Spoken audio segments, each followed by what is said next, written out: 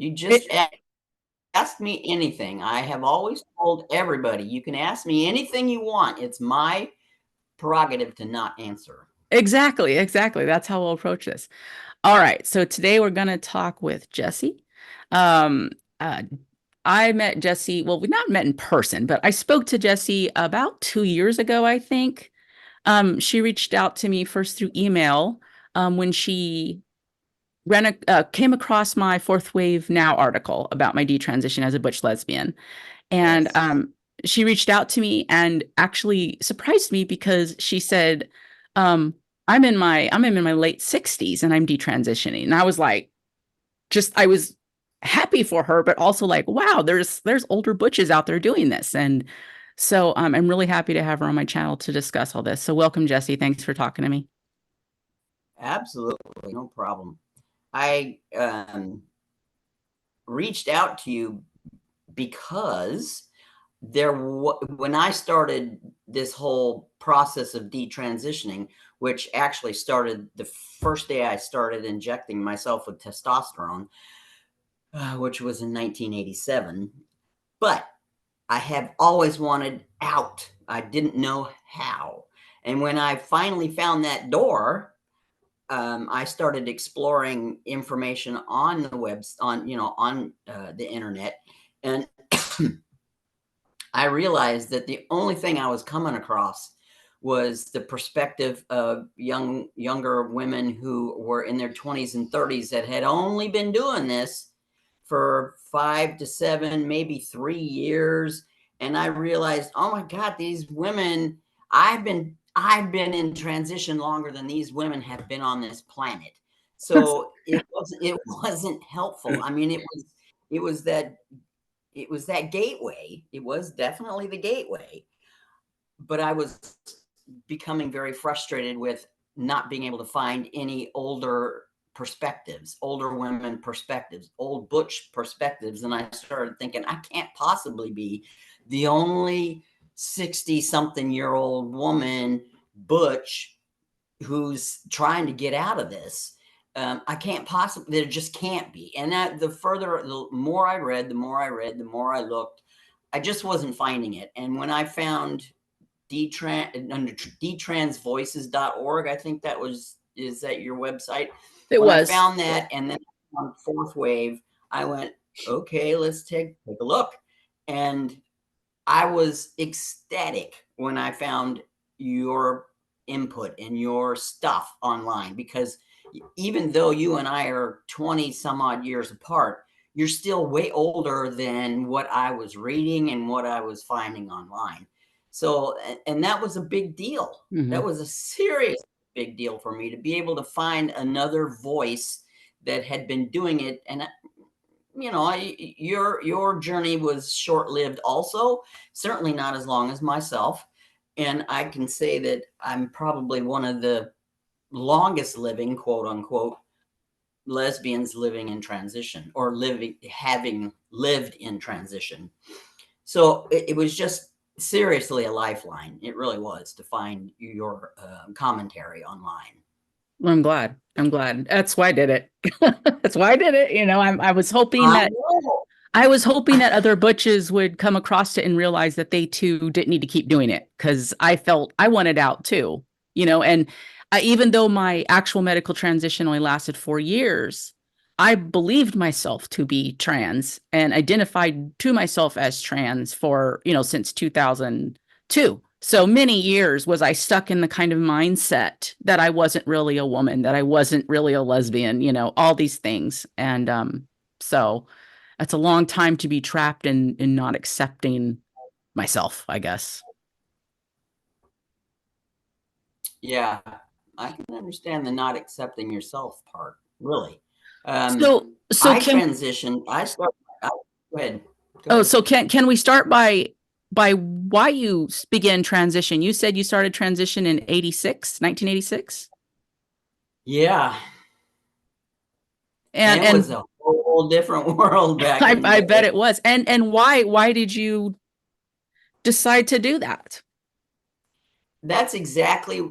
Let me point out that the counselor I had back then, I found her through Ingersoll Gender Center in Seattle. And back in the 80s, the medical profession didn't have the information they have today. They just flat didn't. And the only real conversation that was happening was about male to female people. The only examples I had were Christine Jorgensen and Renee Richards. And they were so in the news and so blasted all over the place. I didn't even know several times that I had met trans women during the court before I started transitioning. Before I even thought about it, I had met a few trans women, and I didn't even know. I really didn't know. There was a couple of them I went, what the hell? Because they weren't doing it well. They weren't doing it well. And I had an issue with it because I hadn't been exposed to it was much earlier in my process. Okay. I hadn't talked to anybody, hadn't wondered about it, hadn't nothing. So when I met these couple of trans women that really raised the hackles on my neck, actually, I didn't have the knowledge, the experience, the perspective that I have today. And if I were to go back and meet these people from then, I would have to apologize. I would really have to apologize to them. They were doing the best they could. So why I did it was one of the questions this counselor asked me. She literally asked me, why do you want to be somebody you don't like? And she asked me that because I am a radical separatist lesbian from the get-go. Okay, so you were a radical separatist lesbian out during that time before transition? Oh yeah. I was so out that my mother begged me to stop.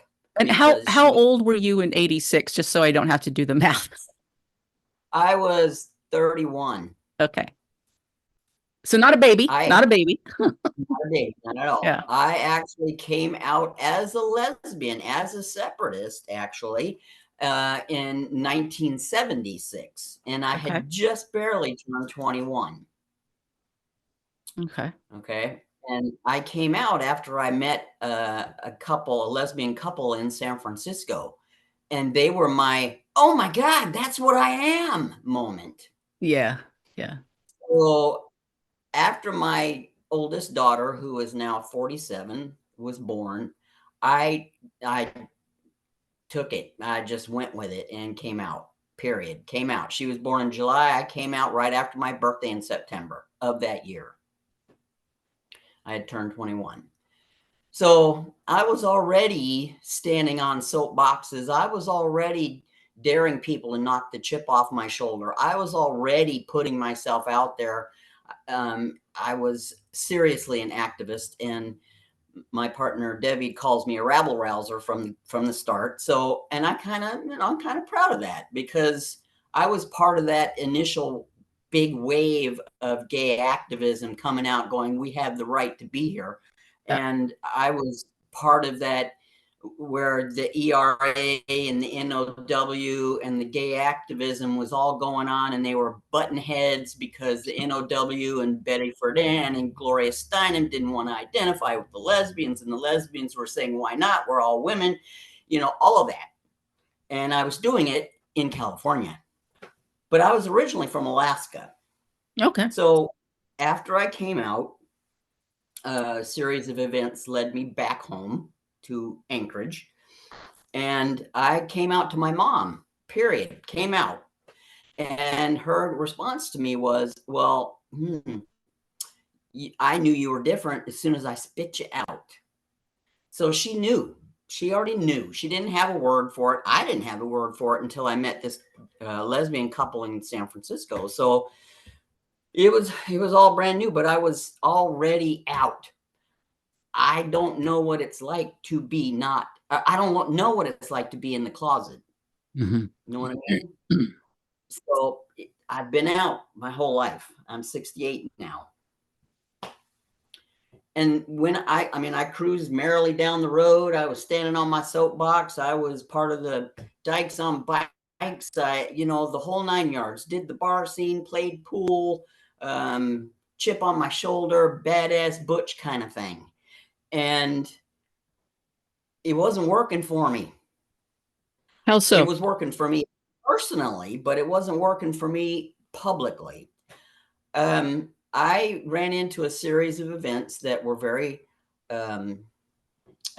frightening, is a nice word for it.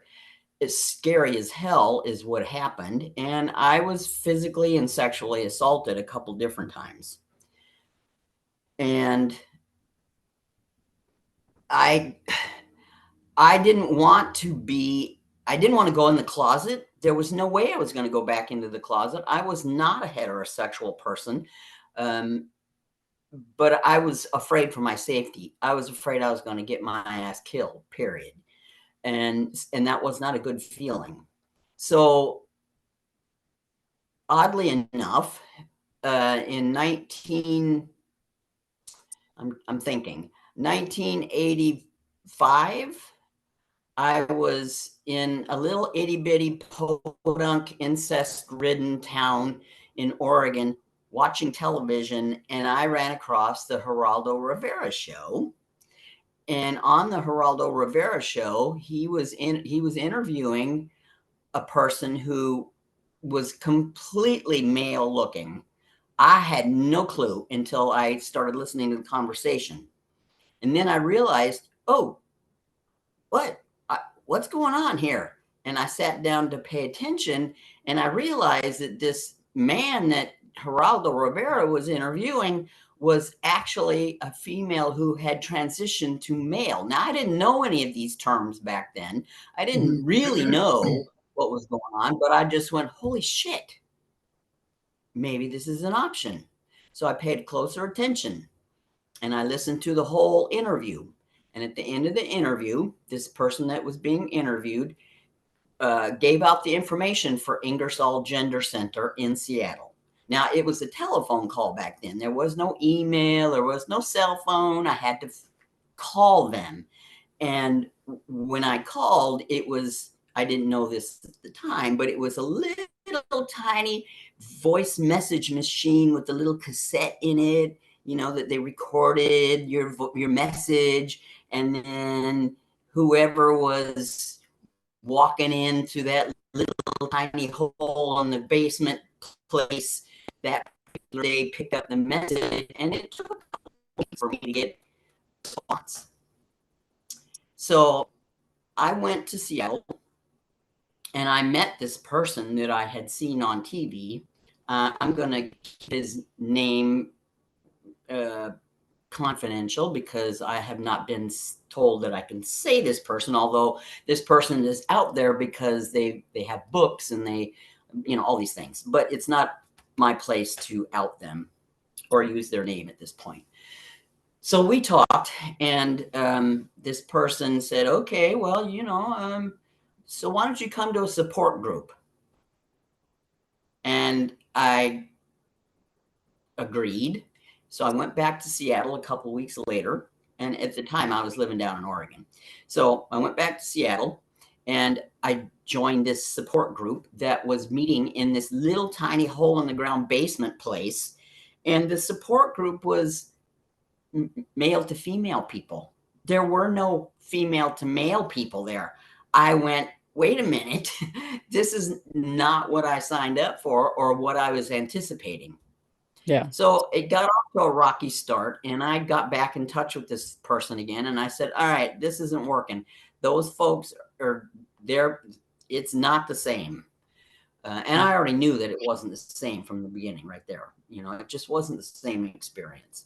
So this person gave me the name of a counselor in Seattle, and I made an appointment with her, and I insisted that the counselor was a lesbian. So this lesbian counselor and I met, and the very first question after she got a little bit of background was, why do you want to be somebody you don't like? She was able to ask me that because there were no parameters. she didn't know enough about it, and there were no rules about talking to people yet. Yeah. She was But just I would say that that's a real honest question too, though. Oh, absolutely. Believe me, we went round and round about it. So what I had discovered was, at the time, the Harry Benjamin standard of care was what everybody was going by. That's what all the providers, whoever was in mental health counseling, the doctors, were all following the Harry Benjamin standard of care. And that particular set of parameters had gates every 100 feet. I had to go to counseling. I had to. That was a requirement for at least a year. I personally think it should have been more, but the minimum was a year. And then after that counseling session, which was rough because my therapist challenged me the whole way, but she didn't have enough insight or material, if you will, or education on the subject of transsexuality to be able to really pull it out of me, right? She was more focusing on, but you're a separatist. Why do you want to do this? Well, and what was your answer to her? I didn't really have an answer. I couldn't tell her. I could not tell her why, except for I was being assaulted. I was being harassed. I was a target, and I didn't want to be. I just wanted to live my life. I had also experienced um, several people in my life at that point trying to take my daughter from me because I was a lesbian. Her dad, for one, um, my first partner for another, who had become born again, and she was trying to take me to court to get custody of my daughter because I was an unfit mother. Well, that was a whole nother story. But anyway, that was two people right there already that had tried to take my daughter from me. In Alaska, I had also been a bus driver, school bus driver. And one day I took my daughter to the babysitter before my bus route. And the person who was babysitting told me that, well, we're having butterscotch pudding for breakfast. And I said, not my daughter. You figure out something else. That's not breakfast. And her idea of butterscotch pudding was a little box of, you mix it with water and bingo, have pudding. That was not breakfast. And I am at the time I was vegetarian and what everybody would call vegan around here these days. But anyway, I objected to their breakfast plan, and she called CPS because I wouldn't let her feed my daughter breakfast. Well, that wasn't the story at all. Yeah. That was not the story. So now I've got 3 people trying to take my daughter from me. And back then, lesbians were subjected to that all the time. People were calling lesbians unfit mothers. Every lesbian that got a divorce or separated from their biological fathers, all that business, they were in jeopardy of losing their kids. And I was one of those people.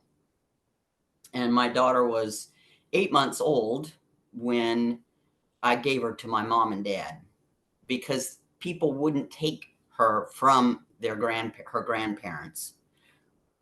She was a target. I was a target before that. And so I made the decision to send my daughter to my parents' house, and she was raised by them for the most part after that, to keep her out of the system.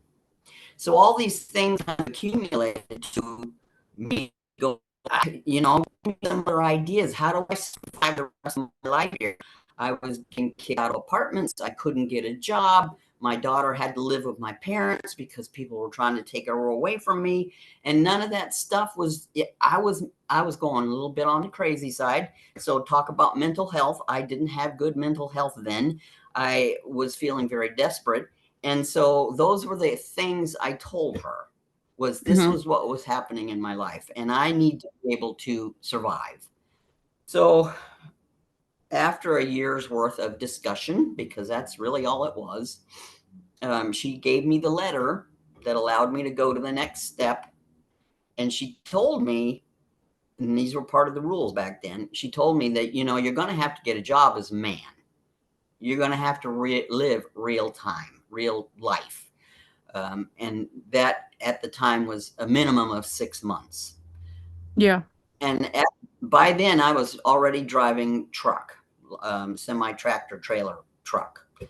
And so it was kind of easy to get a job as a guy doing that. I had already been doing it for a while as a lesbian, and I at that time had a job driving by myself up and down Interstate 5 between Portland and Bellingham, and I was all by myself. I didn't have a team driver, a co-driver with me. So that was my first job that I took, was as a guy driving this truck. I applied as a male. I had already changed my name to Jessi. I had gotten my driver's license changed by then, which was a very simple process back then. And I was, that's a whole nother story. Anyway, I had my driver's license, and I had gone back to truck driving school so that all my credentials had, anyway, so they had Jessi, all my statistics on it, so that I could actually get a job as a truck driver and my license. So it was really easy to step into it, and being as butch as I was already being called sir every time I went to the store or went looking for clothes, or just I'd walk towards the bathroom and people would say, "You're going to the wrong one," and I'm going, "No, I'm not." Yeah. So sir was already being used on me a lot. So the therapist, I wanted to ask a question about the therapist though. Did she offer you any kind of feedback or alternatives to dealing with your situation outside of medically transitioning? She didn't really have any answers for that, because my defense for her on that is that back in 1985, people were so severely in the closet still. She was in the closet. She couldn't tell people that she was a lesbian. That's true. She could not advertise herself as a lesbian therapist. The only reason I knew she was lesbian is through Ingersoll and through this contact that I had. And I insisted that this person needed to be the counselor needed to be a lesbian. And so it was still, everything was underground still. You couldn't go around spouting off that you were a lesbian or you were gay. It's not like it is today at all. And I think that's part of the difficulty in this day and time, is that things are so out and so casual that, being gay is like, so what? Back then, you couldn't use the word without someone having an issue. I couldn't say gay. We were calling each other, we weren't even using the word family. Okay. It just wasn't happening back then. So, and on top of that, she didn't have the education. She just didn't have the knowledge, the background, the training, the whatever you want to call it, that therapists and the medical professionals have today. I don't really know if the ones today would have done any better job, though, to be honest. It doesn't seem like they are. Well, the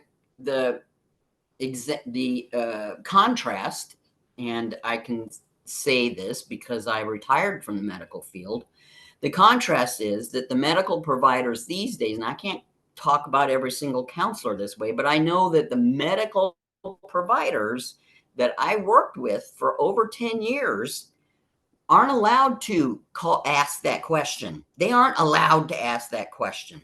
No, I know. So that's kind of my point, is like they have more information now, maybe, but they're not allowed to access it or use it really to try to help people, because now that's politically incorrect. You can't do that. You can only affirm. Right. Yeah. Right. And that question would be considered, I'm not even sure the word, but that question would be considered, I Probably don't know, transphobic. confrontational word. Yes, perfect. Because you're supposed to take the client just at their word because it's an identity and that's it, you know. Right. And in today's standards, the therapist that I had back then would have gotten her ass in trouble for asking me that question and challenging me the whole way. And Yeah. I have said in the past, she should have probably challenged me more and may have stepped back from it. I may have. Now she also could have denied your letter, couldn't she have? Couldn't she have denied to give her stamp of approval for transition? Yes, she could have. And you probably would However, you have just gone somewhere else? Would you have kept pursuing it? probably not. However, one of the other things that was going on back then was that there was this little, um, I'm not sure how to phrase it, but every single person that was trying to transition, there was this little thing that people did that coached others on how to say the right things to get past the gatekeeper. Yeah. And I heard about it in the support groups. I'm sitting there listening to these people go, okay, well, when you go there, this is what you need to say. Yeah.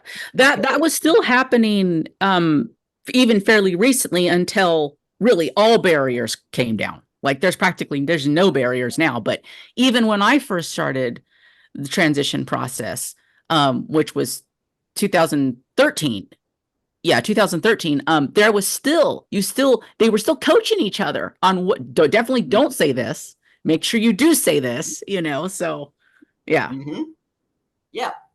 So this particular counselor back in the beginning, I told her, I don't want to be a man. I want to survive. Yeah. And, you know, the conversation went into, okay, so what about your childhood? How about, was there any sexual abuse? Was there any this and that? And there was in my family, and we talked about it. I turned my dad into CPS when I was in 7th grade for beating the crap out of my little brother. Yes, there was. There was absolutely a conversation about abuse in my background. And as a child, the thing is that I was already standing up. I was already saying, no, you don't get to do that to me. But as I grew older, I left home at 17, and I'm the oldest of 6 other kids. So when I left, my little brothers and sisters were still subjected to the abuse that I wasn't there to see. So the long and the short of that is, yes, I was asked those questions, and Yeah. she did challenge me. However, because of all the, roundabout, and this is what you say, and this is what you don't say, and this and that and the other thing, she basically said, okay, well, all right, this is your next step. You have to live in real time. So that was the gate. That was the gate. Yeah. All right, you go to this doctor. And I actually met this doctor many, many years later, and he's still around.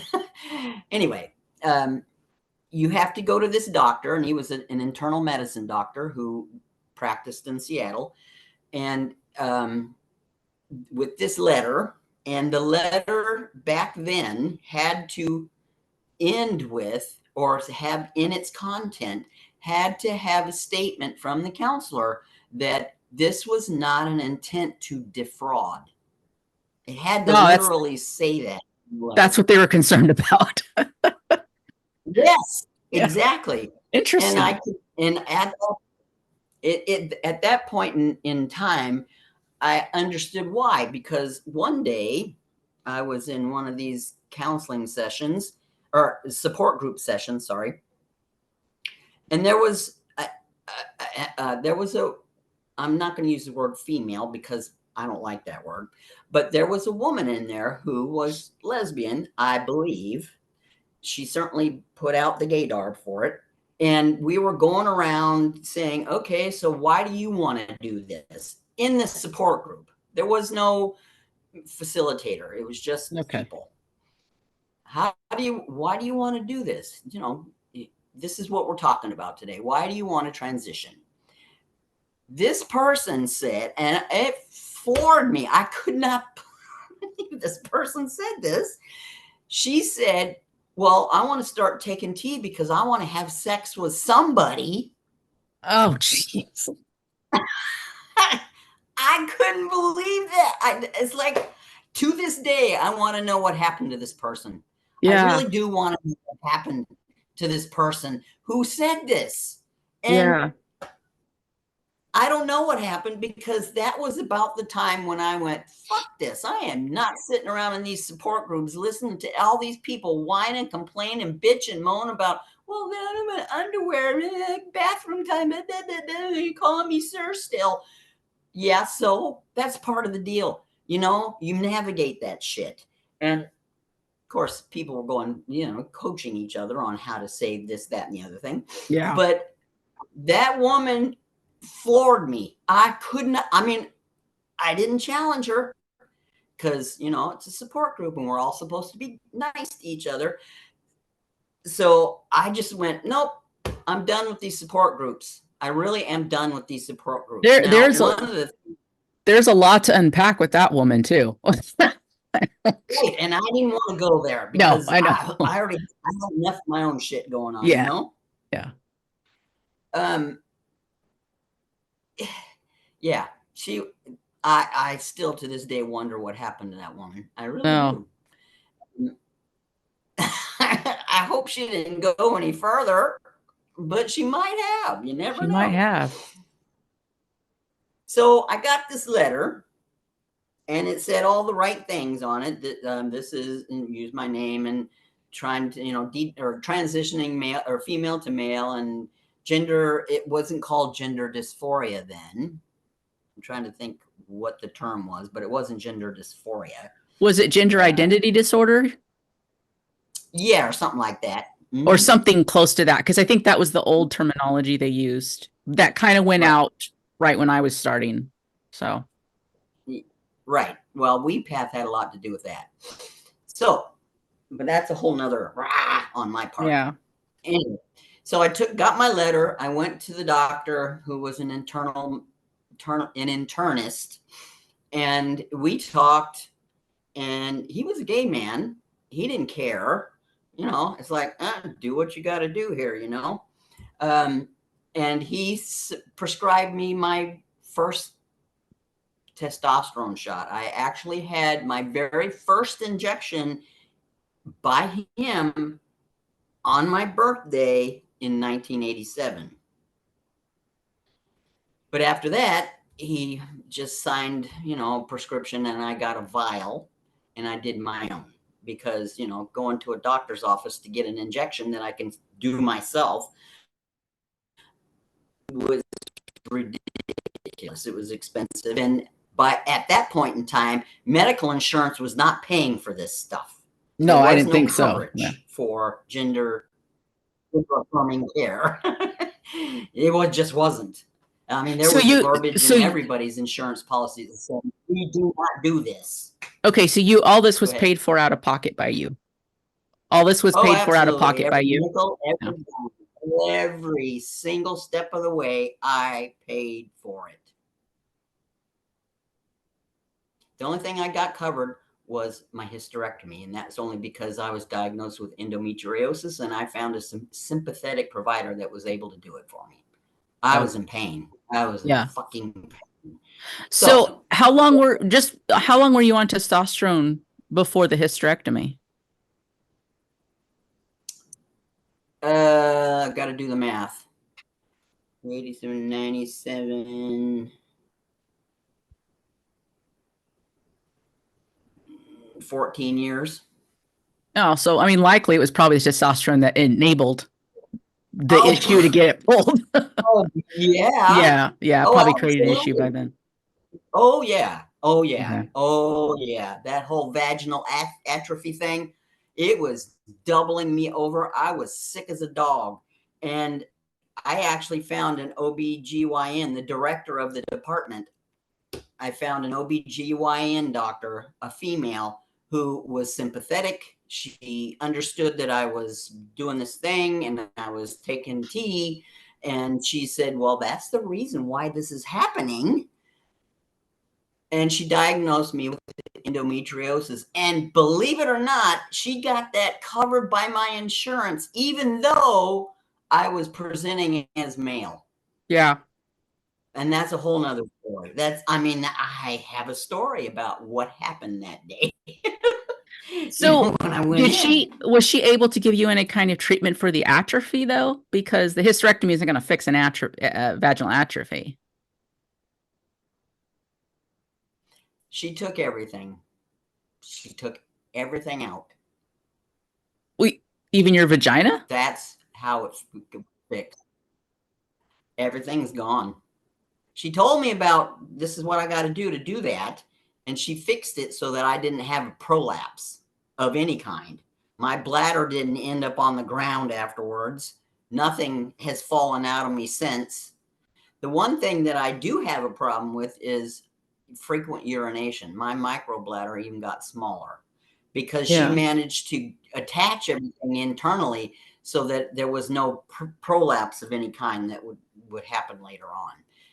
She was very good. She was very Wait, very just good. so I can clarify. Everything. Just so I can clarify, because your connection isn't great, so it's a little bit broken up. You had the hysterectomy, but did she remove your vagina? You do not have a vagina? Yeah, right to the opening. Yeah. Oh, so you had a vaginectomy then? Everything. Wow. Everything. Wow. Okay. That's quite a thing. How was the recovery off of that? It took 2 months. Yeah. For me to be able to pick up a coffee cup or sweep the floor. Jesus. Yeah, because there wasn't laser surgery kind of things going on then. I mean, it was in the early stages of laser, getting in there with laser stuff. But they cut me open horizontally, right above my my hair, my pubic. So what was the reasoning for taking the vagina? Was it the atrophy? That, and I didn't want it. Why didn't you want it? I have absolutely no use for any of those parts. Never did. Didn't want it. Okay. That was just my lesbian coming out. I wasn't going to have any more kids. I didn't want to get none of that. I wanted it out, gone. Makes sense in your situation. Definitely does. So after that, okay. So how long did you live as a trans man, transitioned? 31 years. 31 years. And when did you decide to stop? About what year did you decide, you know what, I'm gonna stop, I'm gonna detransition, I'm not gonna do this anymore? 2015. 2015. And what was the catalyst for that? Well, I'll tell you, I had been wanting out the whole time. Really? The first several years, everything was good because testosterone makes you feel good. I've been saying that. Testosterone makes everything feel good. I mean, sex was out of this world. I had a clitoris as big as my little finger, which is not that same. It's not like that anymore. But testosterone makes everything feel good. Yeah. You know, that euphoria, that whole honeymoon period was happening for the first few years. Yep. And then after that, it was, as far as I was concerned, I was in solitary confinement. Because what I started to realize was that I couldn't have lesbian friends anymore. I couldn't go to lesbian functions. As a matter of fact, I was in Portland, there was a thing called Lesbian Community Project. And I was an active member of that prior to starting transition.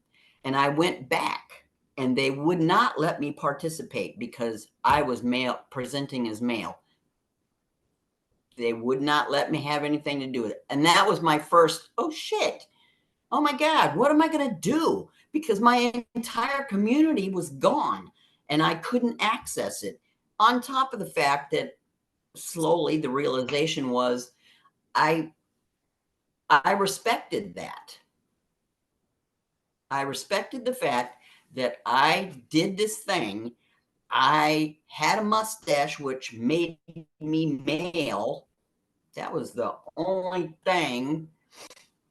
I mean, a joke of mine with a friend right prior to me starting to detransition was, well, all you have to do is cut the mustache off and maybe you could pass. Long story short. I often said that my beard was my beard in so many ways, because the fact that I could have such a robust beard threw people off the trail. No one could believe a woman could grow a beard like that. Right. Yeah. And now I had a mustache before tea. I had that. I'm a Jewish kid. My family has thick, dark hair, and I had a mustache. It wasn't as prominent as it was once tea started, but I grew a beautiful mustache, but my hair all fell out because of the genes for the male pattern baldness. That was the very first thing my mother told me was, you're going to lose your hair. Okay. So I had to respect the fact that I was presenting male. And had I been presenting as lesbian still and hadn't gone down this trail of transition, if I'd still been having access to my regular day in life, and some guy came along with a mustache and wanted to be part of the lesbian group, fuck that. That was not going to happen. No, it's so understandable. I had to respect that. Yeah. I had to respect it. Unfortunately, it was mentally debilitating. It made me crazy because I didn't have a community. I was not heterosexual. Yeah. I was not. Had you not thought about that this would be an outcome if you transition? No. Really? And it wasn't a discussion anywhere either. That's fascinating. These realizations came individually. They came one at a time. I mean, I knew I couldn't go hang out with my lesbian friends. As a matter of fact, the first time I tried, I almost got my head knocked off, literally, because I went to go join Dykes on Bikes at a pride parade the first year, and two of my friends went after me. I couldn't. They wouldn't let me. What a fucking traitor. That was a big word. That was a huge word that got used on me, traitor. And so that was like, oh, wow. Oh yeah. Oh yeah. Oh no. What am I going to do? So all these little realizations came individually, and there was no one that said a word. And I mean, there's no one to blame for that, really. I don't think, because everybody's journey is their own journey. And not one of the things that I learned along the way, especially living in Seattle, was that there was an awful lot of trans men that didn't come from the lesbian community. They were not lesbian in the beginning. They didn't want to be called gay. They didn't want to be called lesbian, and they wanted to date heterosexual women. Okay, great. But it put them in a separate category. So I was having a different experience from everybody. I wasn't having the same experience. As a matter of fact, I didn't have an awful lot of friends in the trans community, because what my statement was, I did this to survive. I did not do this because I wanted to be Mr. Jessi. Yeah. Yeah. So what made you stay? As soon as you realized you still, you felt lonely, you felt kind of lost, maybe you were already, the honeymoon period was over, reality came sinking in. What made you stay transitioned for so long? I have had 3 long-term relationships, and all of them were lesbian. I've not ever had a relationship with a heterosexual woman, ever. I tried it once, it didn't work. Anyway. As often is the case. In my first relationship, transition wasn't even an issue. I hadn't thought about it, hadn't gone there. I was still in Alaska. We broke up over very other things. My second relationship was I met a woman in Portland, and we were 4 years into our relationship when I decided that I needed to start looking into transition. And because things still weren't as open as they are today, people knew we were a lesbian couple, and we were dykes. That's what they called us. And when I started transitioning, she started talking about, well, let's have a baby. Okay. And it was a cover. It was a perfect cover for us to start having a family. Okay. Suffice to say that we broke up when this baby was 1.5 years old. And I don't even know what they're up to anymore because it was so long ago. But that was the cover. Okay. So it sounds to me like she saw an opportunity there too, in a way. In a way. Yeah. And so, but because I started my transition in 87 and I met her in 85, we'd already been together for a little while. And then we moved to Washington because I had to go real time. And the only way to do that was to move away from everybody that I knew, the familiarity of the place where we live. And everybody knew that we were dykes and all these things. So I took a job in Seattle, a truck driving job in Seattle. And that was my very first official public job as a man. It was a fucking nightmare and I almost lost my ass. And then we moved back to Oregon because it was just time. I did my 6 months as living as a man, and we just said, no, we're going back to Oregon. Well, why was it a nightmare? What, if you could just briefly, what happened? Was it like harassment or? Oh yeah. Did they identify you as female or a woman? Well, because I was short and because I was not the typical guy. They identified you as gay. Yes. Yeah. Okay. They knew from the beginning that something was different. Yeah. And they would do weird little things to get me, to catch me, trip me up. That was the very first place where I had to experience going into the men's bathroom. If you can imagine an all-male workplace in a warehouse and having to go to the bathroom. No. It was fucking nasty. It was nasty, nasty, nasty. And that's it. I was glad I was a truck driver because I was on the road. I was safe there, I thought. Yeah. Until I stopped at a truck stop and I had to go pee. And I was doing it like in between the tires of my rig, or I was doing it in the bushes and I got followed and, weird shit. Mm-hmm. Yeah. Things that most guys don't have to deal with because they're that's their environment. Yeah.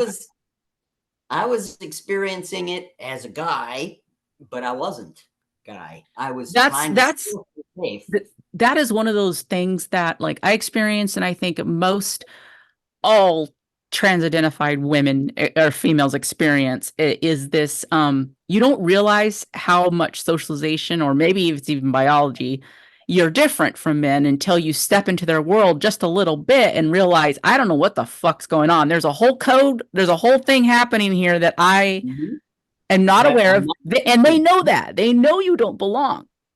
Right. I experienced nothing compared to what you experienced, I'm sure, but in my work environment, when I was trying to be stealth, I experienced some of that same kind of the guys fucking with me a little bit. Like they knew something was up, right? But they couldn't quite pinpoint what it was. And I was definitely ostracized. They iced me out. Yep. Where did I end up? I ended up with the women. Yep. You know, And that makes you even more suspect. exactly. Exactly. So one of the things that happened, among a few others, but I got the name Twinkie in the warehouse. They started calling me Twinkie, and I kind of brought it on myself because one night at 2 a.m, I was headed home, and I live north of Seattle. So I stopped at some point out just outside of Seattle to fuel up my car, and there was this drop dead gorgeous woman trying to get a ride home. And because I'm an idiot and because I don't know any better and because I'm a hick from the sticks, I didn't realize this woman was a hooker. Okay. And Yeah. I said, sure, I'll take you. I was headed that way. Yeah, sure. She's a woman. She was looking for a ride home. And I'm an idiot. I didn't know any better. So I got her in my car and I was driving down the road. And she said, well, let me pay you back for this ride. And I went, no, it's okay. I'm just, I'm going this direction. And she goes, well, and the next thing I know, she has her hand on my leg. And she goes, well, just let me, I don't know, just let me touch it. Now, she didn't know I didn't have an it. Okay. And the very next thought that went through my head was, holy shit, holy shit, holy shit. This woman is a hooker. And if she finds out I don't have a penis, holy shit, she's going to kill me right here and take my car. Okay. So I just kept saying, look, I'm just being a good Samaritan. I'm a married man. I was using all the lines trying to just tell her to get off me. Well, no, I need to pay you back. And by then we got to her house and she was mad at me and she got out of the car and this guy walked out of the house. Okay. And the next thing I put together was, oh shit, that's her pimp. And she's yelling and pointing at me. And I got out of there because the next thing that was going to happen was this dude was going to come after me. And I got the fuck out of there. And then the part that was really stupid was I went, okay, well, that's a pretty good guy story. I could probably use that at the warehouse about, passing up a blowjob. Oh, no. No, wrong. No. The women thought I was, oh, how chivalrous. Oh, how nice you are. Oh, that was just wonderful that you didn't give in. But the guys were like, what the fuck's wrong with you? You passed up a blowjob? Now the guys are thinking, now the guys are really thinking now the guys are really thinking you're probably, gay, queer, whatever they would call you, Right. And that's where I got the name Twinkie. They started calling me Twinkie after that. I knew what Twinkie meant. I am not stupid that way. I was very stupid with that story. I didn't get it. I don't live in their world. I just thought it was going to be a story that would, like, I don't know, win me some points. But it did not at all. And the next thing that happened was one of the rituals at 2 a.m. when everybody got off the shift is to go out into the parking lot and drink. So, all right, I'll hang out with the boys, which is not something that I normally do. I have no desire to hang out with a bunch of guys. But I hung out with them, to kind of try to fit in.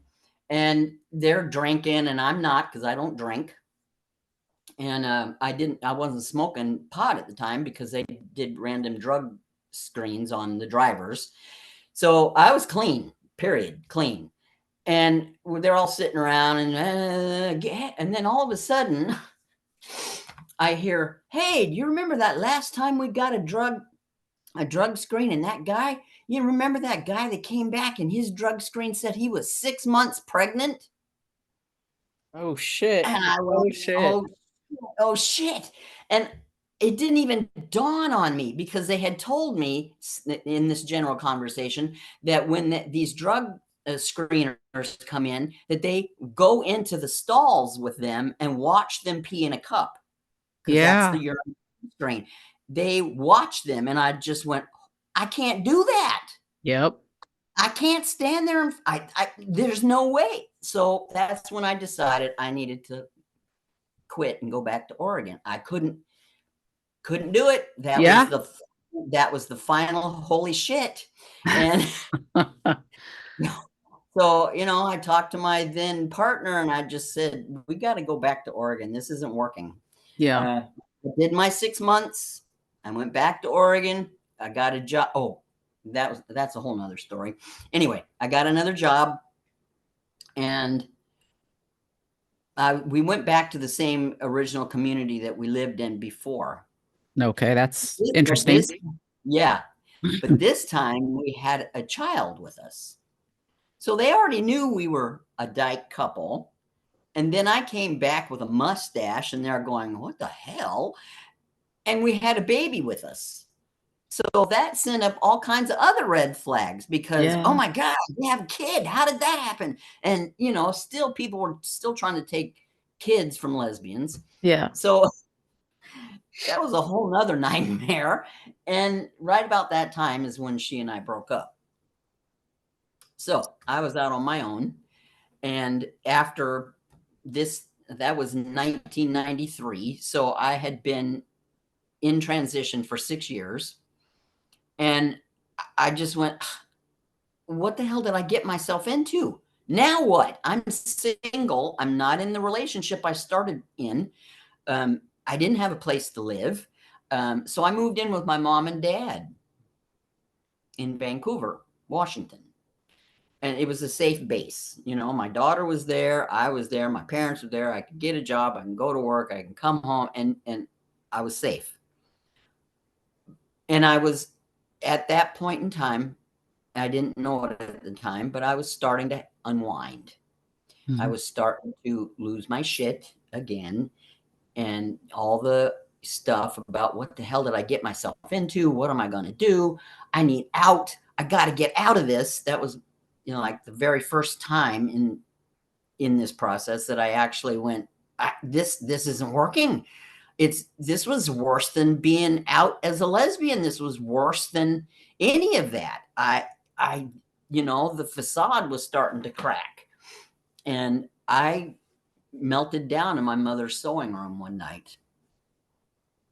I'm glad she was there because I lost it. And I'm very glad that she wanted to get me some help. And I told her no, that there was no one out there that would understand this.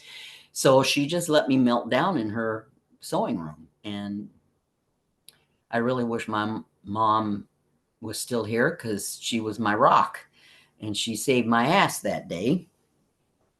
So that was my first time when I felt like I felt suicidal.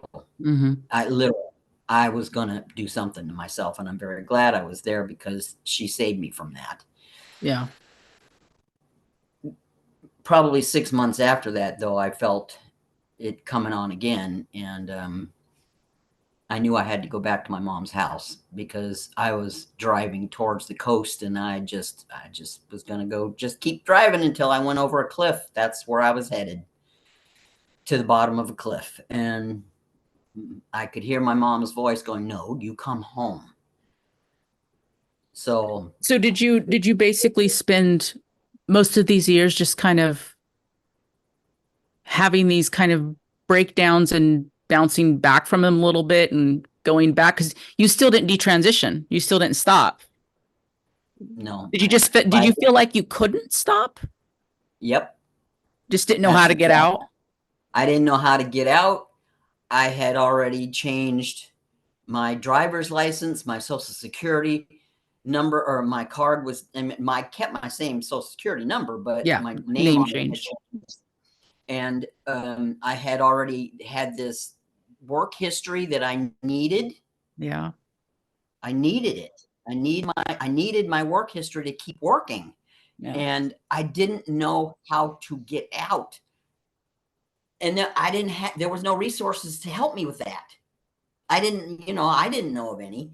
And right at that point in time, the internet wasn't like it is today. That's true. The resources. Yeah. I couldn't just jump online and type in, how the fuck do I get out? That's true. Yeah. So I resigned myself to sticking it out and trying to manage it. And I wasn't doing a very good job because, and I didn't have a support system, but I wasn't going to a therapist. I did have a primary care physician who, the very first time he and I met, he read me right in a minute. He read me. Mhm. And so he was decent enough guy to help me out. He didn't coach me, encourage me, counsel me, none of that stuff. But I'm an asthmatic. I am a serious asthmatic. And I had to keep plugged into the healthcare system because of that alone. Mm-hmm. So, I mean, the very first day I met him, he goes, "So, how long you been taking androgens?" I just started, man. you know, so that was really the only support system I had was him, and Mhm. he helped me through the back door of his office, basically, because it was all underground by then. I Yeah. was buying it underground. I didn't have a doctor that would write me a prescription. And as a matter of fact, at one point, I stopped taking tea for just a little over a year because I couldn't afford it and I had no way of getting it. So these days, you can get online and buy it from Canada or, the neighbor next door. Oh yeah, it's super easy. Very Back then easy. it was. Back Yeah. then it was. So okay, so what was the catalyst for you to stop?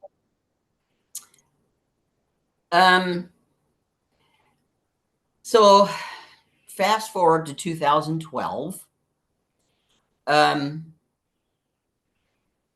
I had gone through another relationship that involved adopting 2 children and getting legally married to a woman, a lesbian, and we had split up.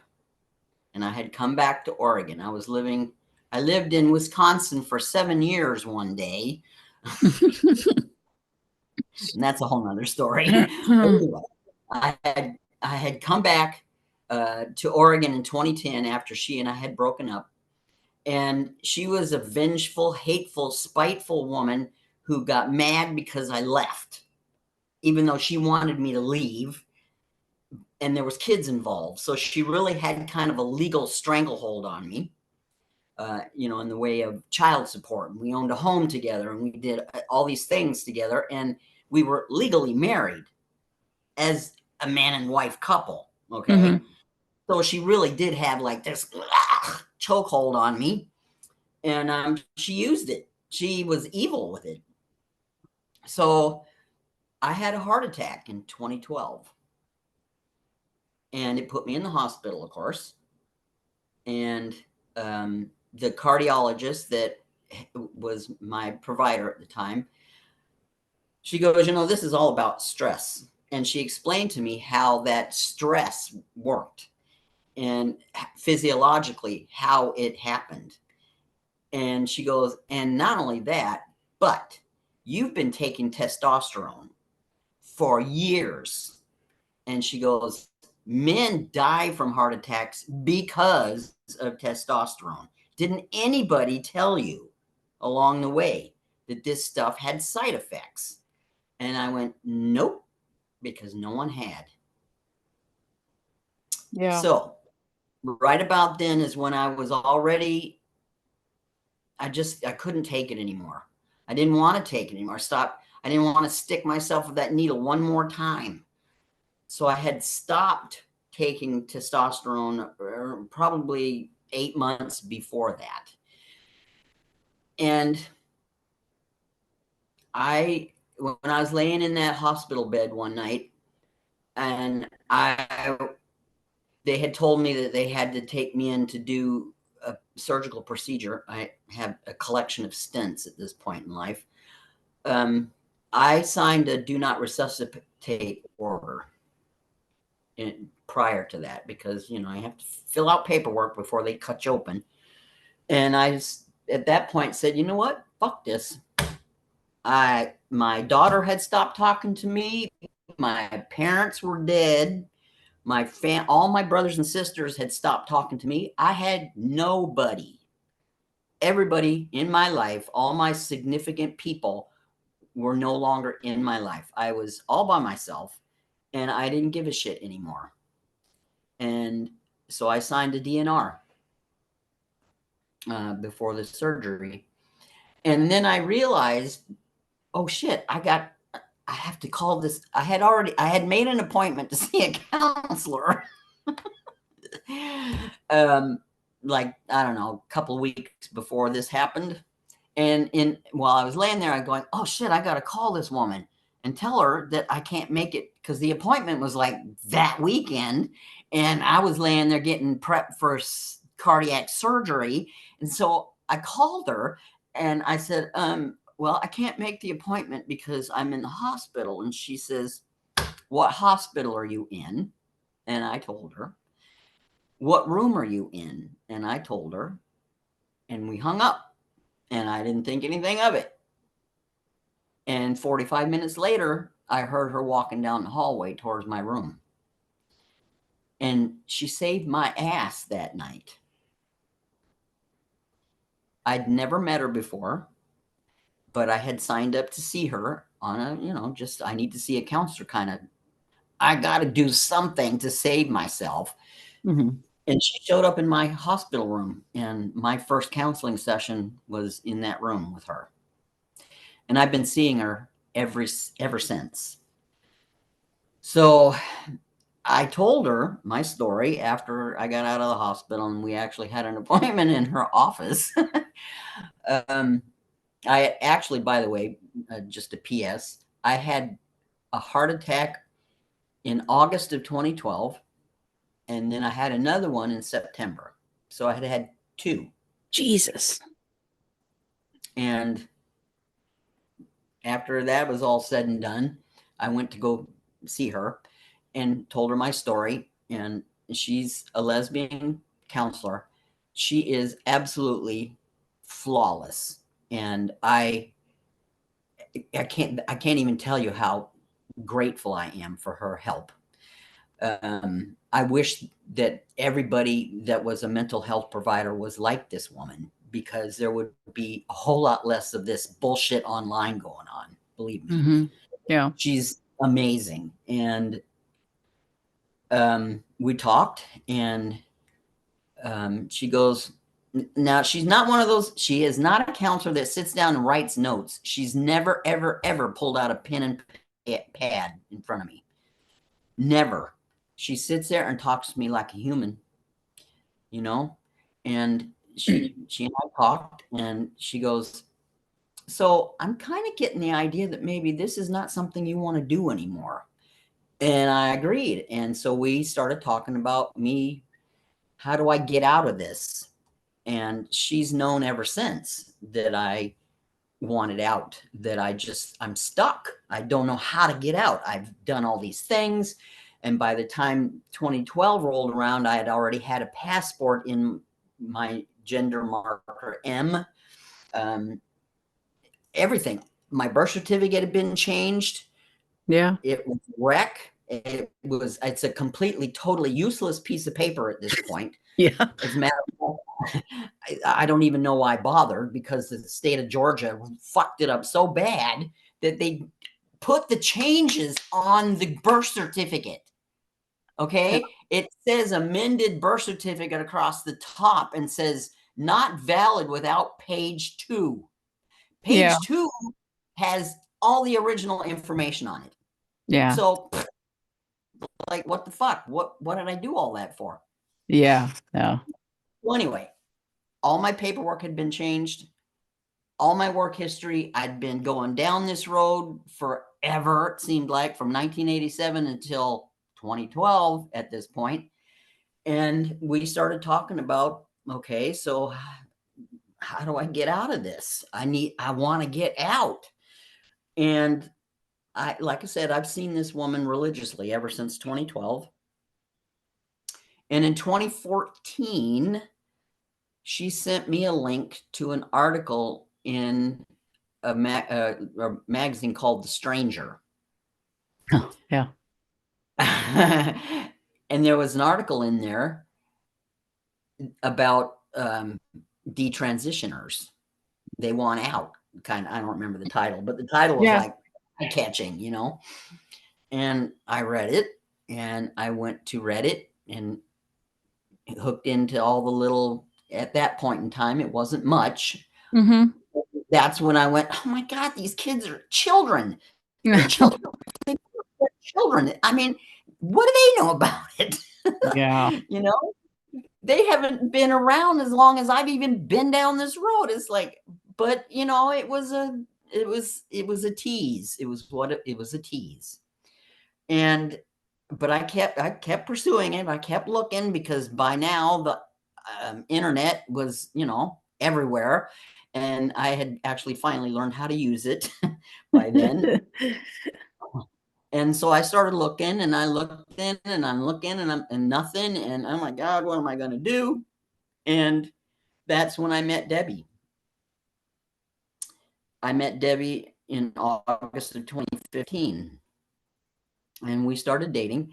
And she knew from, I mean, we met on Craigslist, okay? But my ad on Craigslist had a couple of different variations to it. And the reason for that was because my very first one that I wrote got me all kinds of haters. Haters, haters, haters, haters, in capital letters, haters. How dare you? You are evil. You're awful. And I just went, well, that didn't work.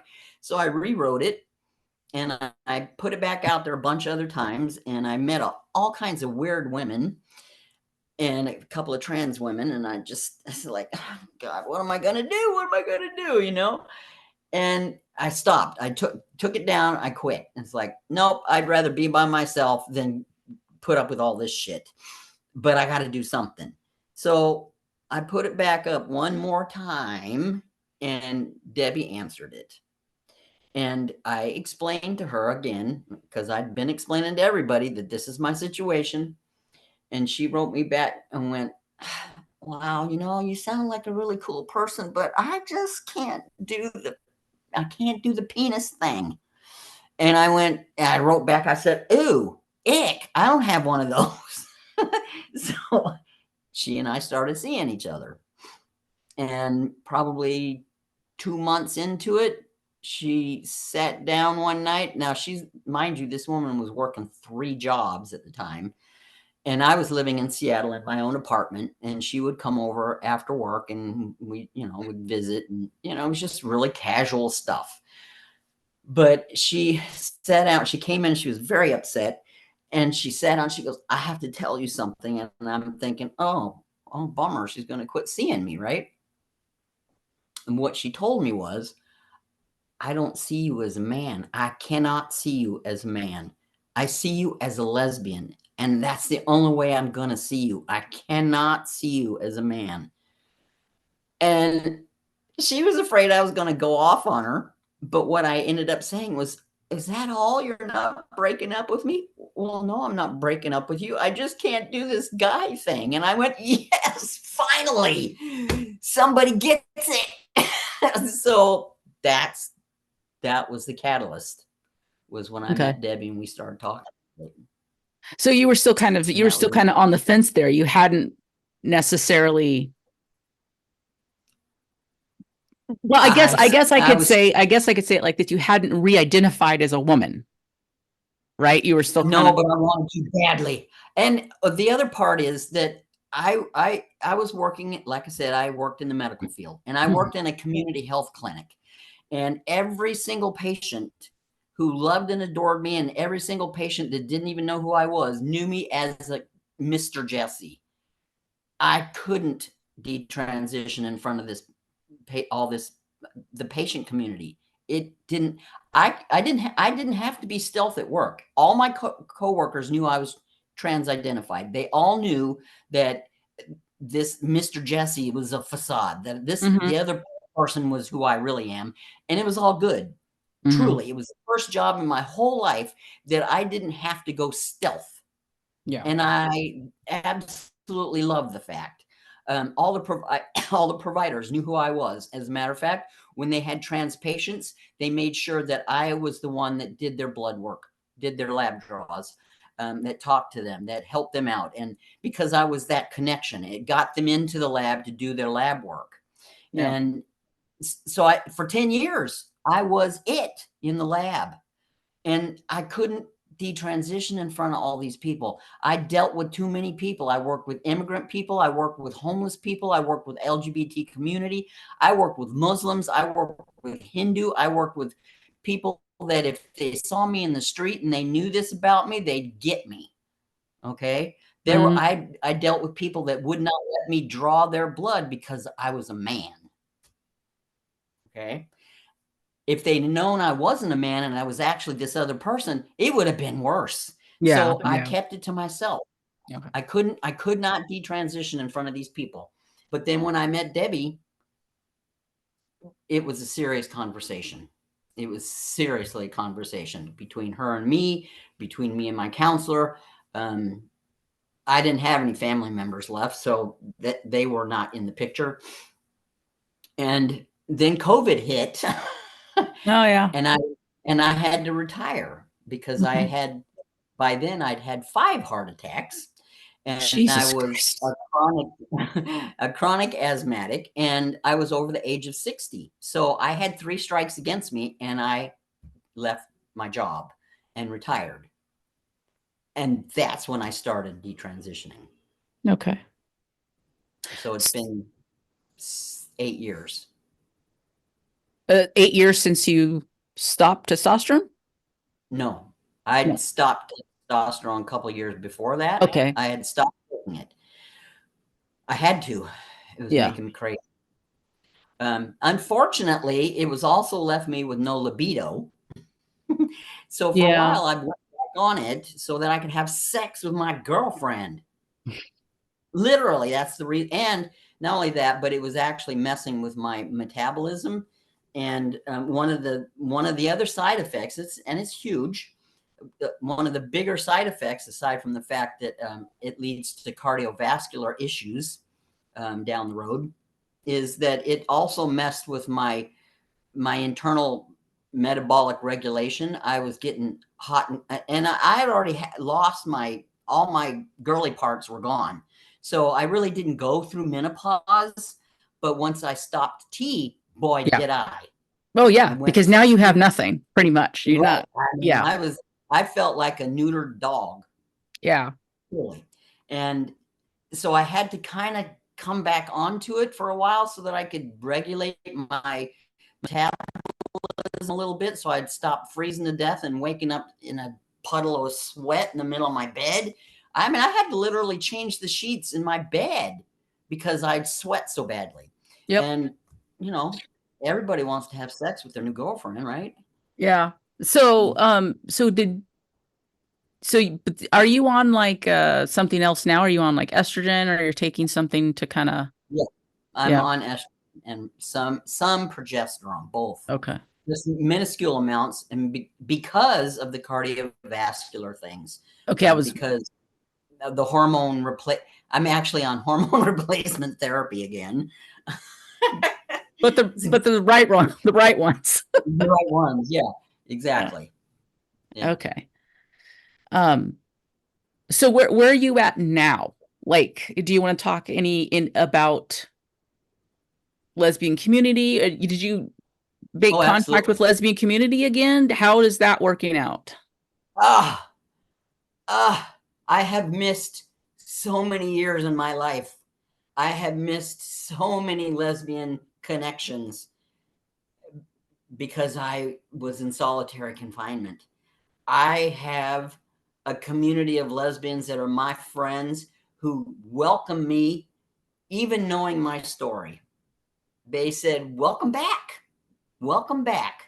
And they don't hold it against me. They understand why I did it. I'm actually, I think I told you this, writing a book about the whole thing. And the women, so I don't know if you were the one that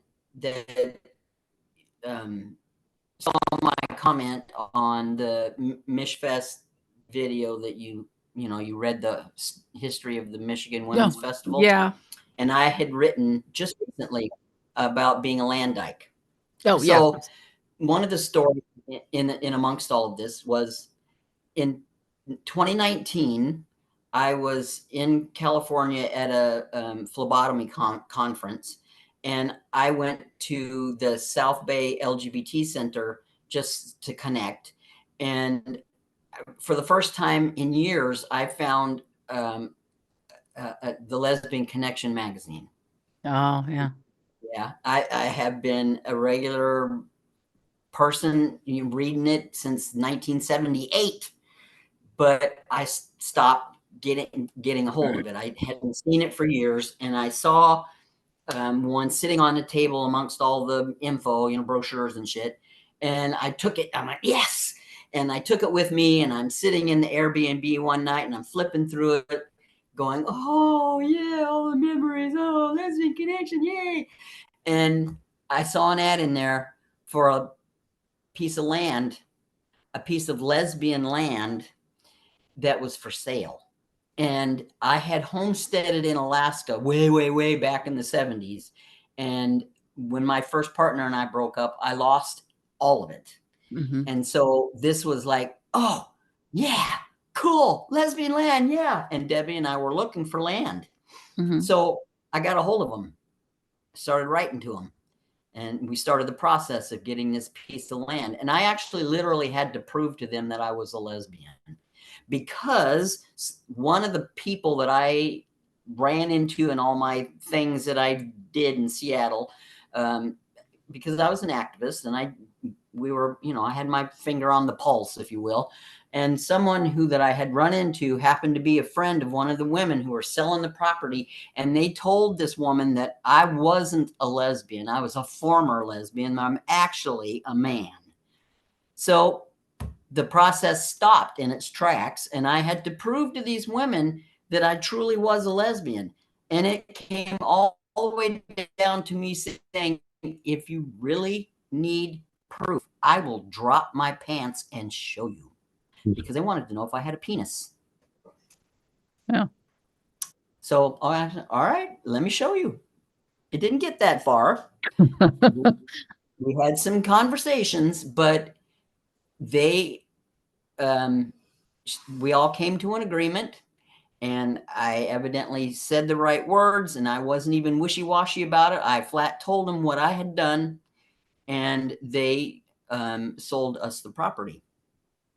And we didn't know it at the time, but this piece of land came with an entire lesbian community down in Southern Oregon. And to this day, these women are beautiful women. They are lovely. They're helpful. They're supportive. They know my story, and they don't hold it against me. So it's come back just in a glory. It really has. And I feel so much better. I feel so much more alive. I feel like I don't feel suicidal anymore. That is for sure. And I've come to peace with it.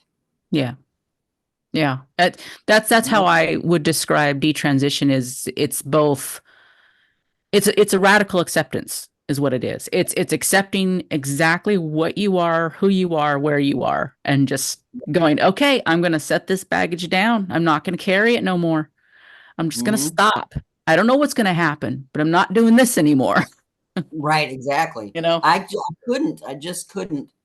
I wanted out so badly for so many different along the way, and there was no way out. I didn't know any way out. There was so many things that I had already. It was like, okay, I got myself into this mess. I need to live with it. And I had, basically I had convinced everybody along the way that this is what it is. So now I felt like I was obligated to carry on that way. And that's a part too. I met Debbie. Especially with, the way I felt about it too, is I was more horrified at the fact that I drug my family along. And, and then now that I'm going back, I'm like, oh, I just felt like a complete ass more than anything. Right. Exactly. I lost family. I lost my daughter. She does not speak to me anymore. She hadn't spoken to me in almost 10 years.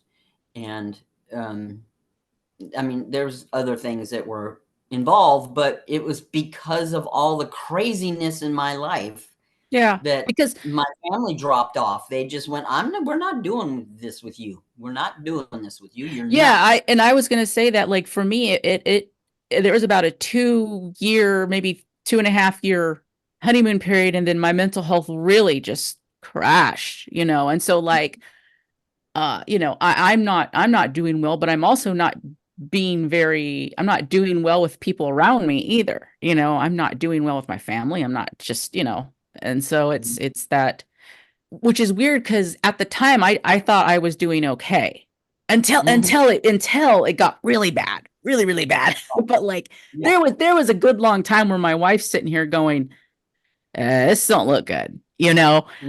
but Mm-hmm. I'm thinking I'm great, right? And then I crash, and then I go, okay, well, let's think about this, and then detransition, because I was like, yeah, it's not.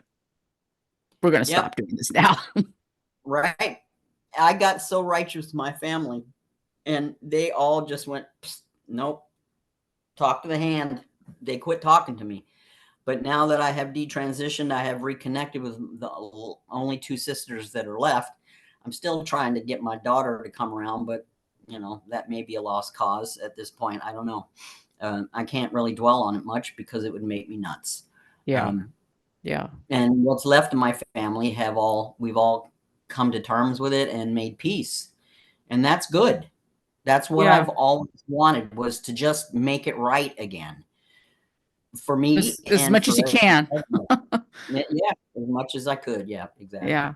I It, wish it my mother was here, had been here to see the detransition, to know what because she was the one I needed to bring the joy back into her life. She was so messed up. I messed her up big time over this. I really did. She was such a support system, and I really fucked that up bad.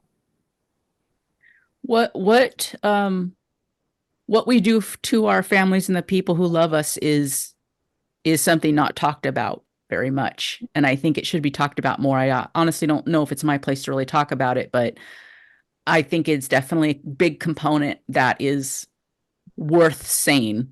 It Mhm. exists. You hurt people around you. This isn't just about you. You don't live on an island.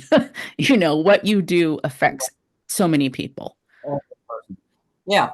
And that's one of the comments I've made in my book, is that this entire journey was not just my own. Yeah. It took everybody that I know along with it. And it affected everybody, every single person Yeah. that was part of my life. So, So yeah, when do you expect the book to be out? Because I'm excited about it. it's so close to being published. The problem with right now for me is that it's I've worked on it for so long and so furiously that I'm almost burned out Yeah. talking about it. As Yeah. you know, Yeah. it's kind of like how you feel about activism. It's like, oh, we could talk about that again. I don't want to, but Yeah. Yeah. I know that I have all kinds of support, and I have all kinds of people that are saying, no, you need to finish this and get it out, because now is the time for it. Mm-hmm. Mm-hmm. The political climate right now is such that it needs to go out. It needs to be out there. Somebody's going to pick it up and go, oh shit, wow, maybe there is a way out. Or maybe a parent is going to pick it up and read it and go, what am I doing to my kid? Or, I really ought to not do something, or whatever, Yeah. whatever Yeah. the effect is. I've been told you got to finish this book. So it is so close. It really, I just have a few more final chapters to wrap up, and I already have a publisher. Everything's ready to go.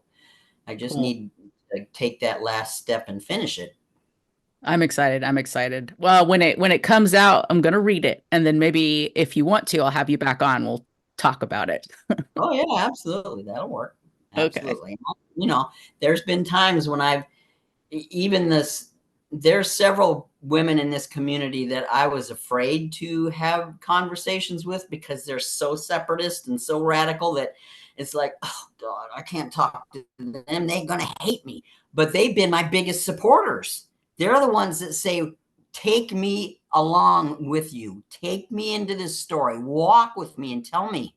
I want to hear the nitty gritty. I want to hear the things that made you want to vomit. I want to hear the things that made you cry. I want to know. Yeah. So we had lots and lots of support.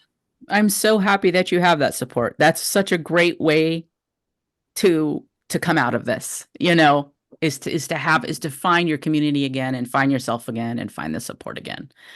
Yep. I too have found lesbian community again, and I think it's been very, very helpful. Oh yeah, Very helpful. It's been a very huge amount of salve on my soul. Yeah. It's like putting hand cream on your chapped hands. It's really good Yeah. be able to talk to a lesbian again. Without hiding, right? That was without having to, be secretive about anything. I mean, there's still, when I write my pieces that I contribute to Lesbian Connection, I don't talk about the transition part because that's not what it's about. Yeah, exactly. I mean, yeah. It's about writing those pieces. Like my last piece that I contributed was about lesbian visibility and what I do. Mm-hmm. There are still days when I get called, sir. What do I do about that? I call them on it. You do? Yes. Oh, absolutely. Absolutely. Are these just like kind of strangers? Who are these people? Everybody, anybody. Really? See, I just let it go. I don't do it with every single person, but when it's right, I do. When it's the right time. When I just think it's important to let the person know that hello, you're not paying attention to me. You're just saying those rote words. Oh yes, sir. Have a nice day. No, I am not a sir. I am not a sir. And I don't get angry with them. I just say, I'm not a sir. Oh, I'm so sorry. I'm so sorry.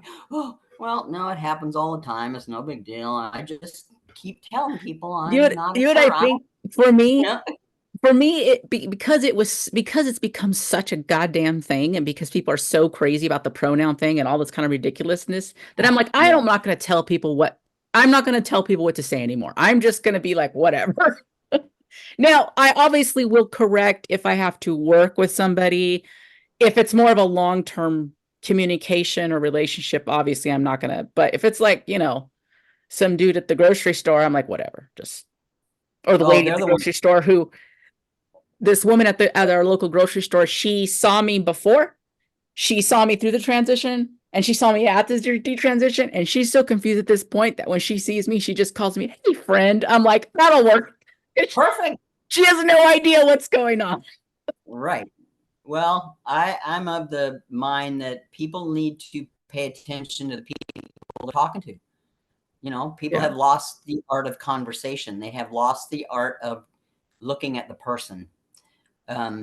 One story that is amusing to me is Debbie and I and a friend were out eating, and I went to the bathroom, and a tiny little bathroom, one stall. I went in. I was the only one in there for a few minutes, and then two straight women walked in and started talking about this hot guy that they wanted to go see, and they were playing in the mirror with their makeup and all this stuff. And it was my turn to come out, but they were kind of like in the way of the sink and the door because it was a small bathroom. And so I popped my head out and I said, excuse me, I'd like to get up to the sink. And one woman goes, oh shit, is there a man in this bathroom? And I went, no, as a matter of fact, I'm a lesbian, but I get called sir a lot. Well, it's not personal. There's nothing personal about it. And I went, really? There's only 3 of us in here and you're talking about me. So why is it not personal? And I just left saying, have a nice day. And just food for thought. It's not really a confrontational thing. I just give some people, I just call them on it. Yeah. So they don't, yes, sir, have a good day. No, you're talking to a woman. You're talking to a lesbian. And I use the word. Yeah. Yeah. No, I can see your point. I can see your point. That's just my politics. I Yeah. don't let people get away with it. I just don't. I went 31 years hiding behind that. I'm not Yeah. going to do it anymore. You know, I don't have to anymore. Yeah. The thing that I feared in the beginning was discovery. I went 31 years being afraid to be discovered, hiding behind that sir, behind the mustache, behind the mister, behind the male. I'm not doing it anymore. I don't have to. I totally get that. I totally get that perspective. And I feel the same, but I also just don't feel like correcting people all the time either. And I just, Well, yeah. I don't do it all the time. There's Yeah. sometimes like, yeah, whatever. But then there are other times when I just go, yeah, everybody does it all the time. But that's why I But called you you know, on it. in talking to you now about it too, it's interesting because you know it might be helpful for people to see that women, you know, that butch women exist, which Mhm. is I think why I'm going to be called sir, because I'm not super masculine. I don't think my voice is super deep, so you know, there's not.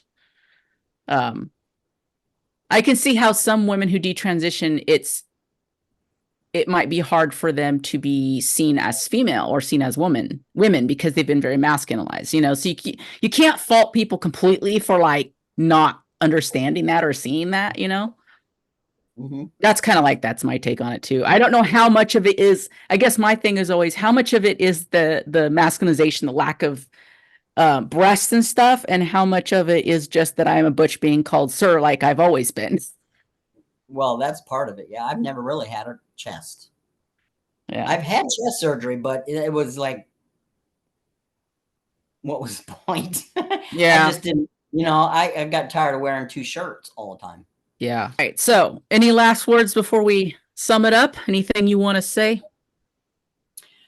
I do want to address, and I know it's a big deal online anyway, and a lot of people talk about the medicalization of all of this, and kids. That's a whole nother topic, but my point is that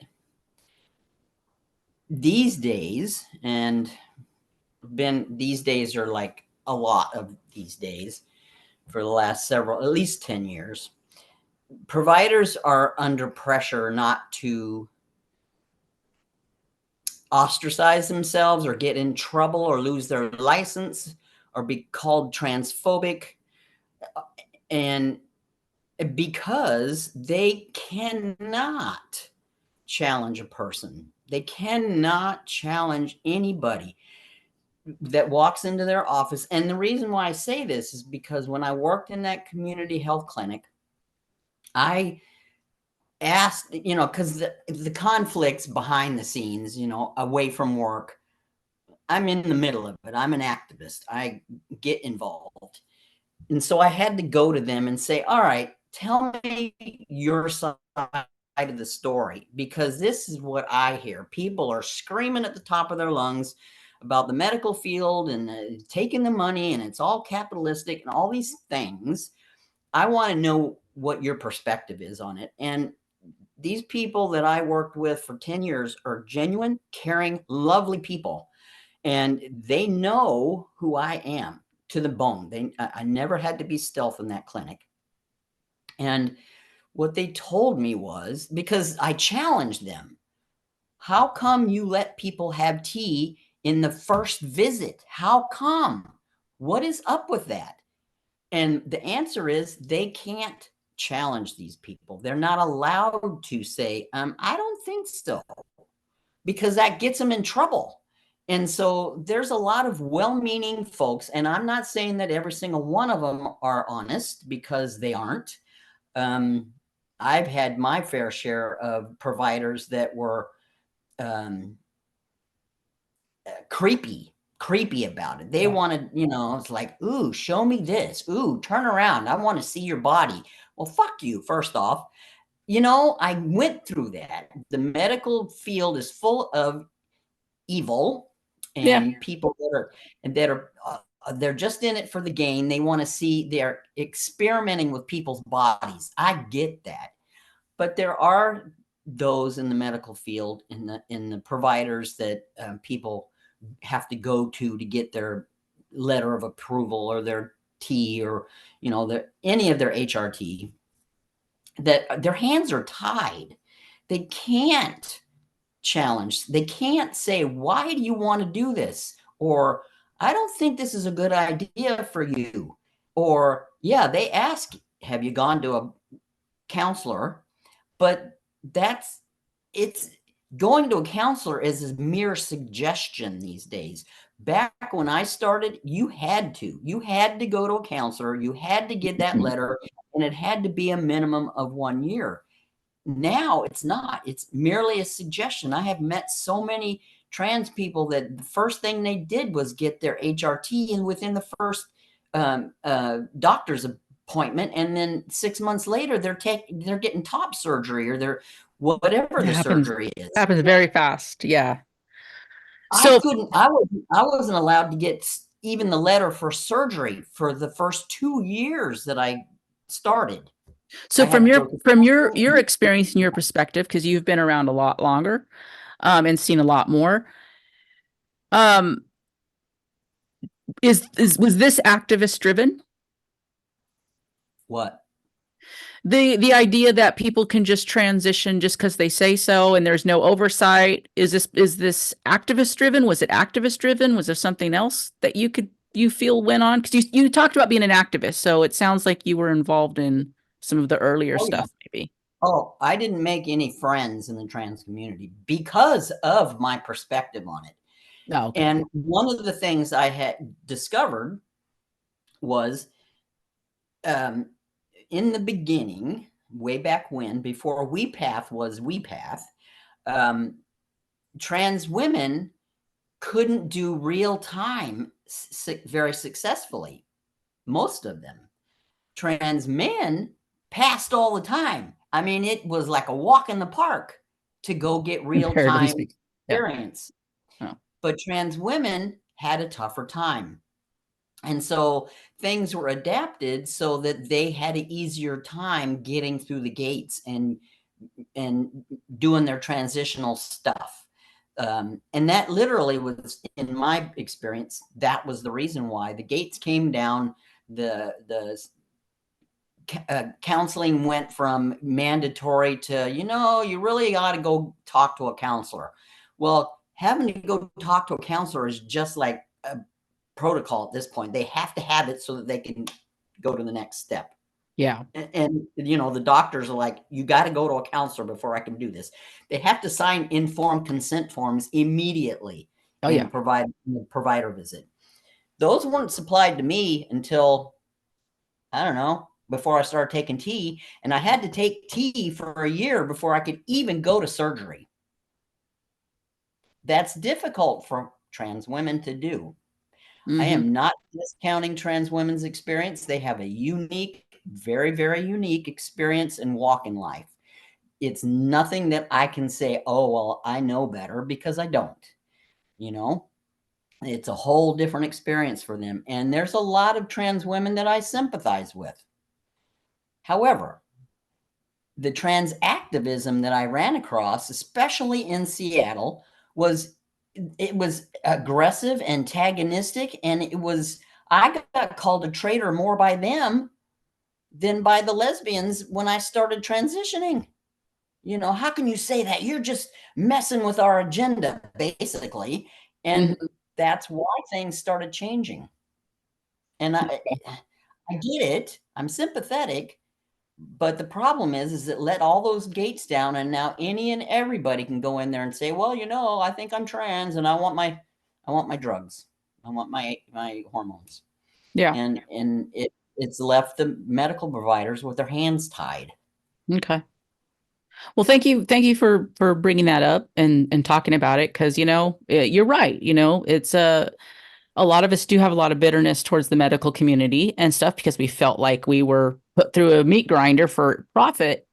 And you forget that, these marching orders come from way above.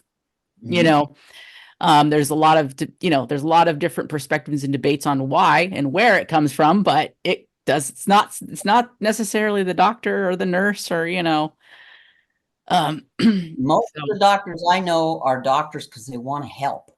yeah. You And know, and I've run across somewhat similar. I had an endocrinologist when I stopped T who wanted me to come in and have a whole hour long consultation with her, not because she was trying to convince me otherwise. She just wanted to understand my situation. yes, She actually said, she's like, I don't feel comfortable doing this, to be honest. I don't feel comfortable with all the testosterone I'm supposed to be handing out to girls 18 years old coming in here. She's like, but I'm mhm, told that's the policy and I have to do it, exactly. you Especially if know? they work in a trans healthcare clinic. Well, yeah, The and other, that's the thing is especially with provider here in California, Kaiser definitely has that separate clinic, and so the clinic has the say to tell everybody else what to do. And I can't tell you how many times when I was still taking T that I had my primary doctor call up and go, "What the fuck are they having you do? What? I'm not comfortable with this."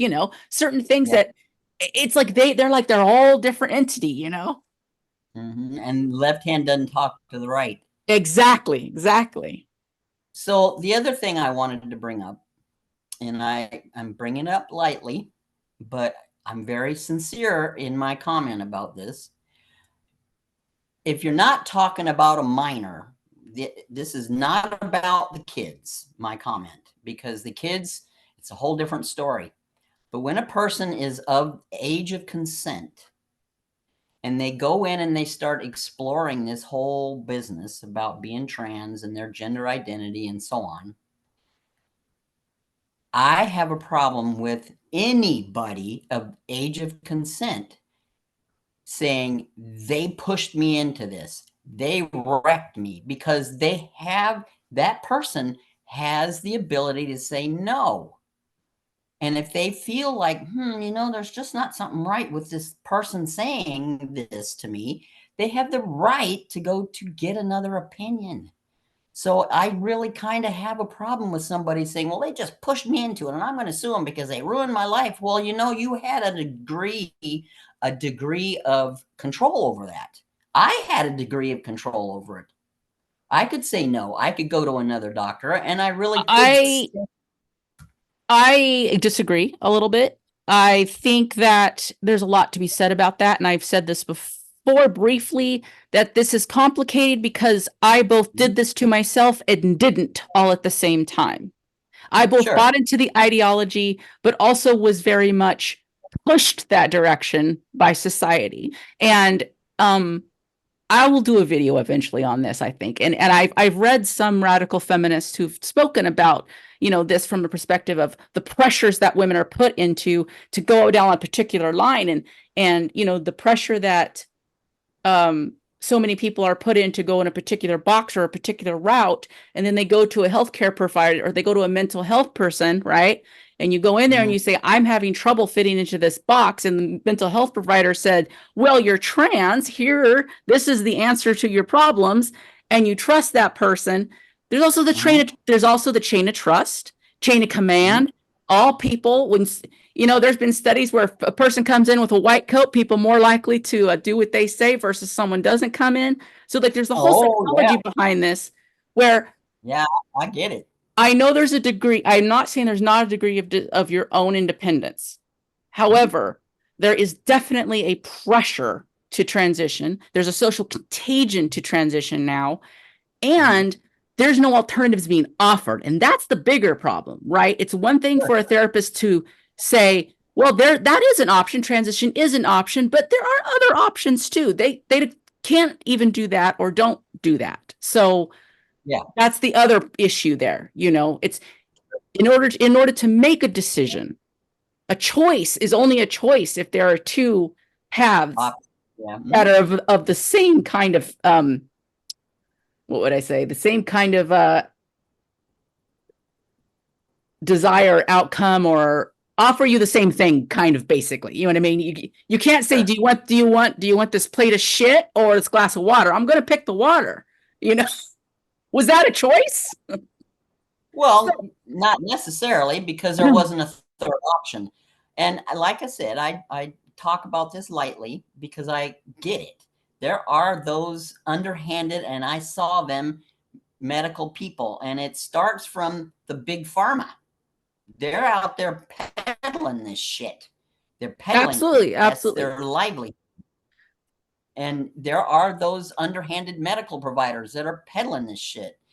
And they are, a lot of them, they have their hands tied. And in most cases, well, I can't say most, but in many, many cases, they're out there making the big buck. We all know those cosmetic surgeons are not all honest, you know? Yeah.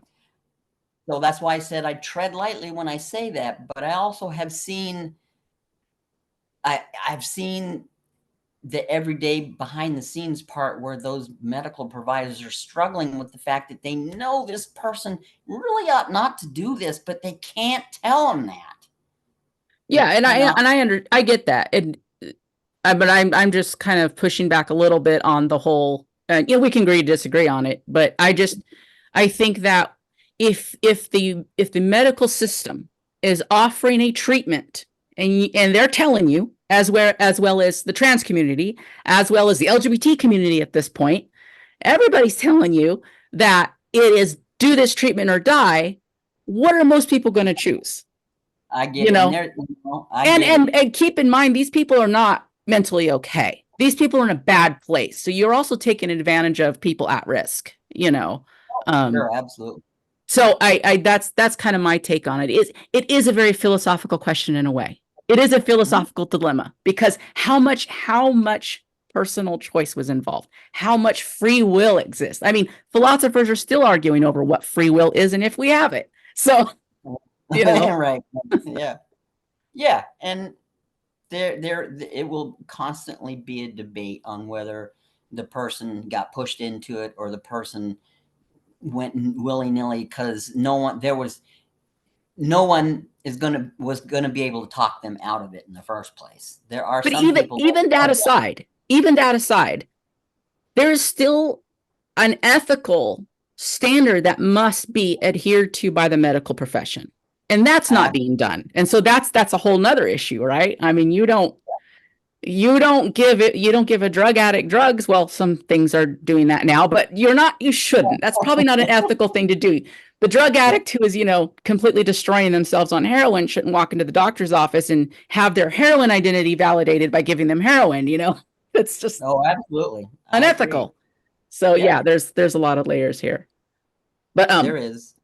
That aside, this has been a great talk. I'm really happy that you came on the channel to share your story. Thank you so much. I'm looking forward to your book. Well, I would like to further the conversation and various other avenues, because there's a lot to talk about, and I want to be helpful, and I want to be part of the conversation. And your voice is very important because, you have a lot of experience. You have a lot of life experience with this. You have the experience of doing this when actually this was really much more of a choice when you did it, I think, than what it is now for most people. Right now it's a treatment. Now it's all these things, whereas for you, it really was a choice you walked into. But you also had a lot of issues. Like we can see that, you wish there would have been a better path. Yeah. Oh yeah. I'm very glad that I was able to detransition in the time frame that I have, because people are talking about it and people are the LGBT community is more visible, specifically lesbians, because that's who I am. And I feel much safer now than I ever did when I started considering this. Yes, that is true. We talk a lot about the havoc that trans ideology has put on a lot of the lesbian spaces and lesbian community and stuff. But LGBT in general, or LGB, has become much more accepted over the years, and we have made progress there. 20 years ago, there were parts of my town I could not go to. Oh, absolutely. I don't feel that way anymore. I can go almost anywhere in my community.